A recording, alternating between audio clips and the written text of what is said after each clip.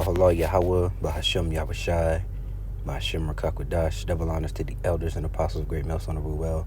I am not a member, however, I've entered into their labors. Peace and mercy to the sincere brothers and sisters doing this, wherever you are, whatever your lot may be. Back at you with another quick one. So a couple of days ago, I did let fear be your guide. And if that is the case, which it is, then we can draw the conclusion that wisdom and knowledge will go hand in hand with the fear. In fact, you can liken that unto your vehicle or your stable carriage on your guided path, on that straight and narrow guided path, if you remain obedient. And that is the key. So we'll open up with Isaiah 33, and the point is in 6, but I want to read 5. The Lord is exalted, for he dwelleth on high. He hath filled Zion with judgment and righteousness. And wisdom and knowledge shall be the stability of thy time, and the strength of salvation. The fear of the Lord is his treasure. And again, we're harping on fear. And let's get, well, we know what wisdom means, but let's see what so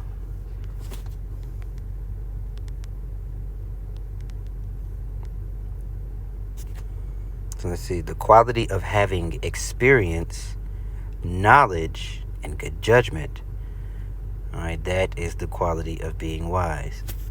So with experience, so you gain your knowledge, and the Lord tests you. He gives you experiences. He puts you through trials, right? And that's why the book of Ecclesiasticus, I believe in chapter 2, which we'll spend some time in that, tells you to be patient when you are transferred to a low estate. And wherein have the righteous been forsaken? So when you get that knowledge, which is these scriptures, of course, and you apply it unto the experiences, unto the trials and the tribulations and the tests that the Lord gives you, there lies your wisdom. And in the future,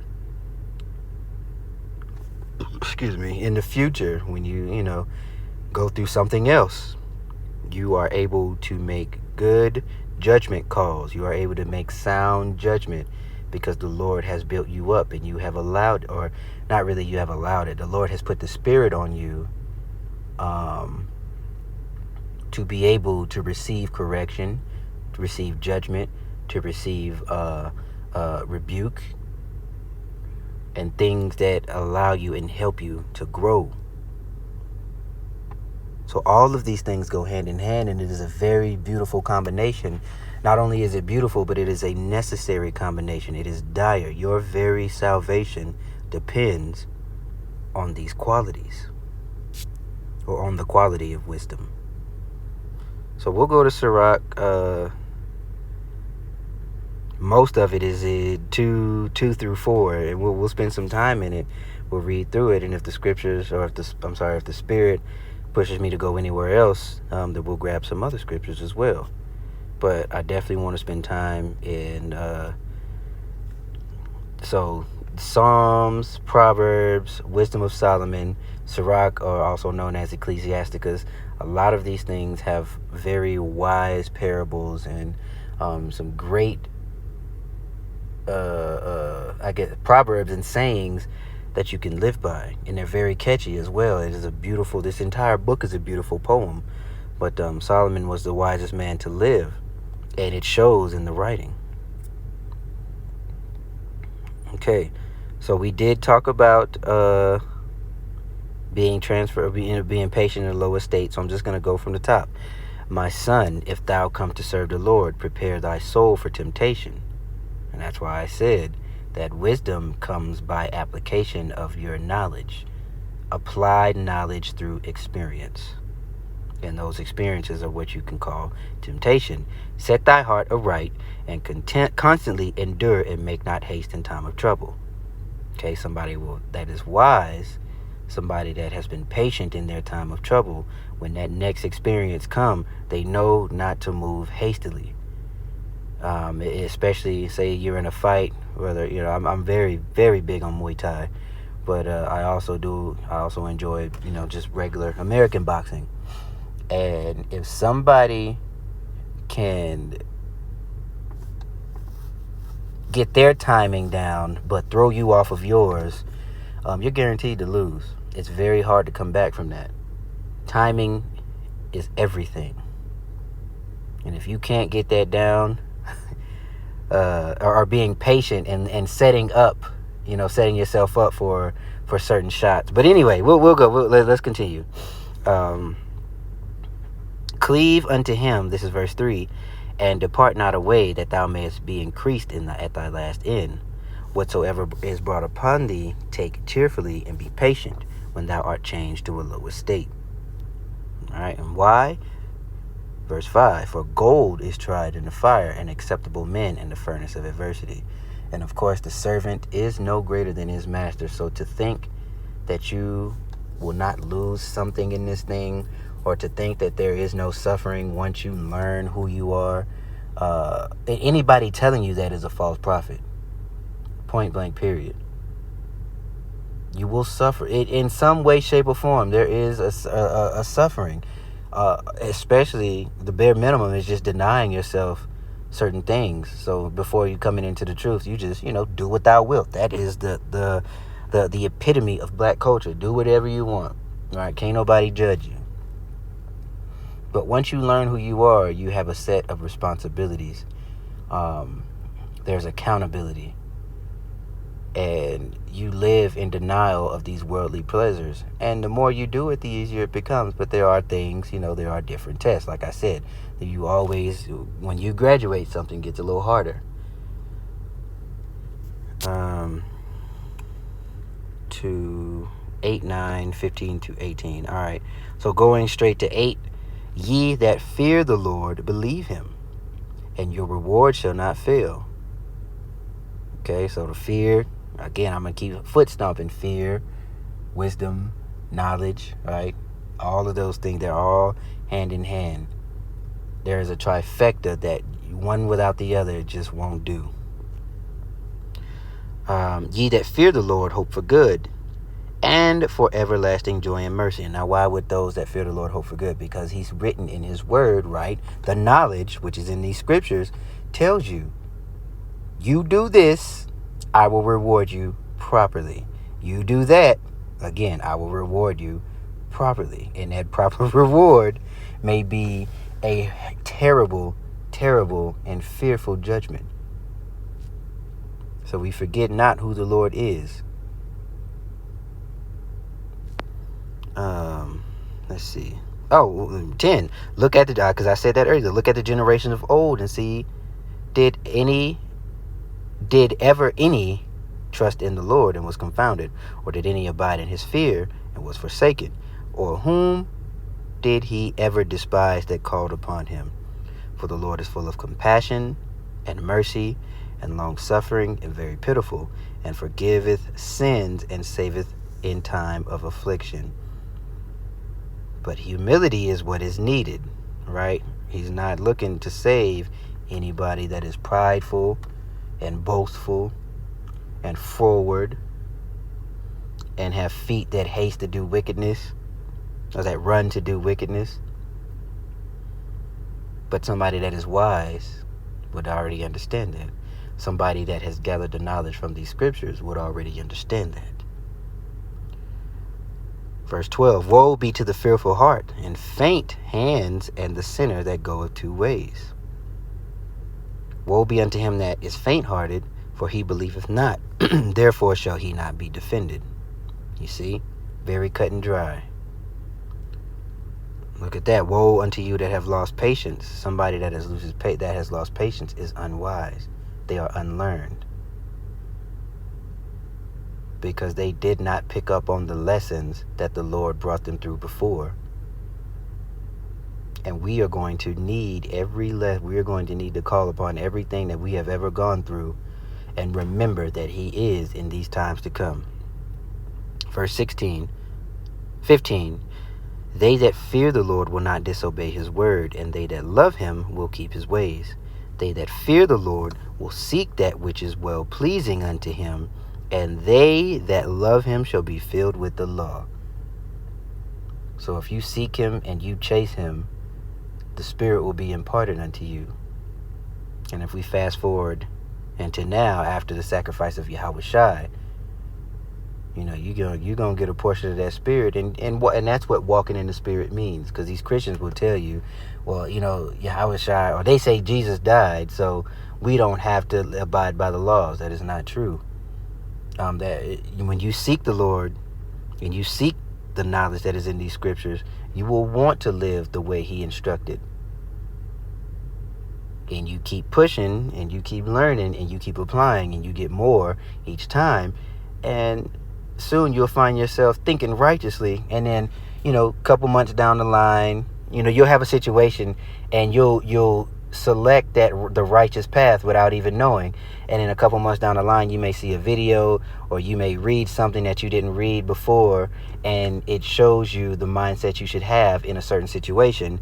And you'll look back on it and be like, damn, I ain't even know that before, but I just knew what was right. And that's walking in the Spirit. You have to be trusted with this before the Lord, guide you the way these Christians speak of guidance, but it isn't true. The way they speak of it, how am I trying to word it?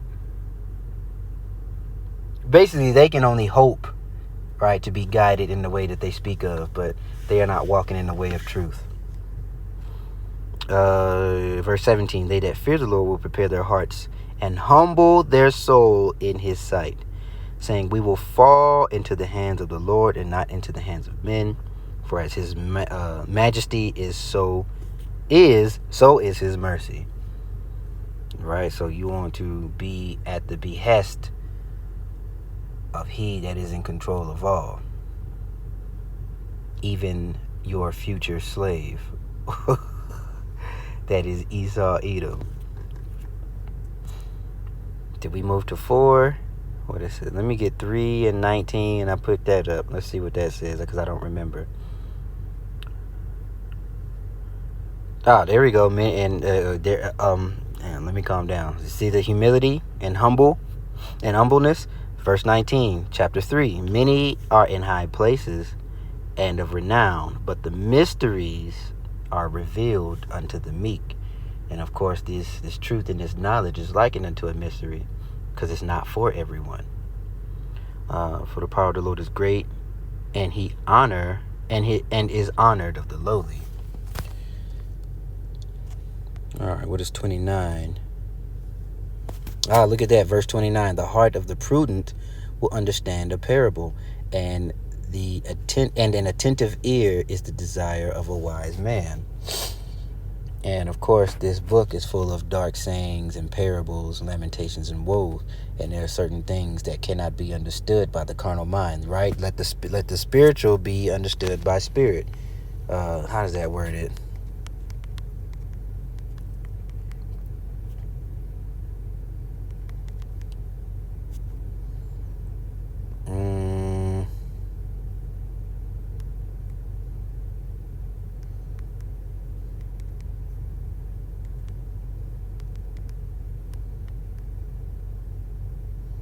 I'm going to just type it out like that and see if it comes. There we go. 1 Corinthians 2 and 14. We'll just pull it up right here, whenever it's ready to be pulled up. In the regular KJV, where are you? Oh, it's in alphabetical order, that's why. There we go.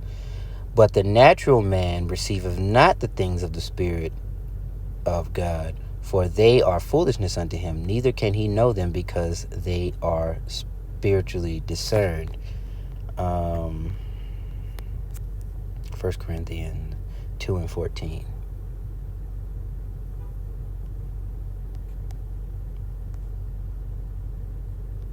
Damn it.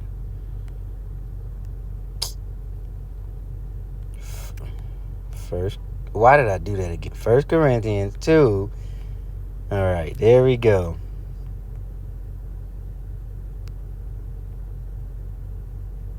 Okay, and you see that there. You can read that on your own. I want to get straight to the point.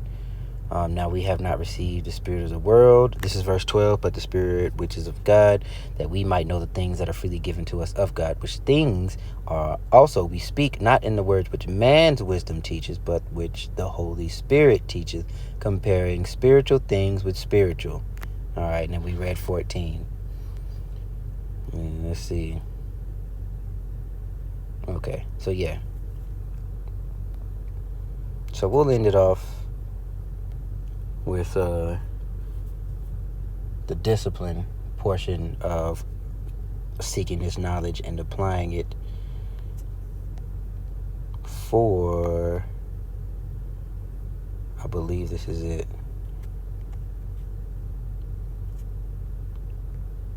Yes, so the Ecclesiasticus, also known as Sirach, chapter 4, verse 11. And we'll read through 18 or 19, and then that'll be the video.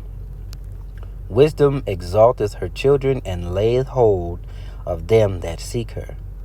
He that loveth her loveth life, and they that seek to her early shall be filled with joy.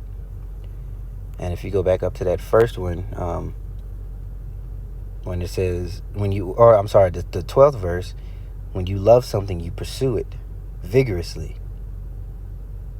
All right, you gotta have it day in, day out. It's almost like an addiction. Verse 14, they that serve her shall minister to the Holy One, and them that love her the Lord doth love. Who so giveth ear unto her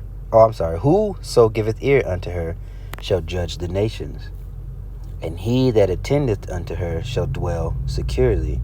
All right, you see it, how all of this goes hand in hand. You can't have one without the other.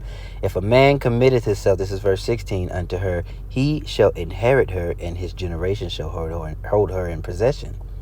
For at the first, and this is the tough part for those of us barely starting, for at the first she will walk with him by crooked ways, and will bring fear and dread upon him, and torment him with her discipline, until she may trust his soul, and try him by her laws. Then will she return the straight way unto him, and comfort him, and show him her secrets. Discipline, patience, gathering and applying the knowledge you have received. But if he go wrong, she will forsake him, and give him over to his own ruin, walking the straight and narrow. So to not have one of these things, if fear is your guide, the wisdom and the knowledge, the understanding, having the discipline to seek her, if you're missing any one of these things, you may as well have a carriage with a loose wheel. It will crumble, or it may cause you to go off the path and get lost. Who knows? So it's best to do your best not to stray in the first place. So with that being said, I pray that you were edified.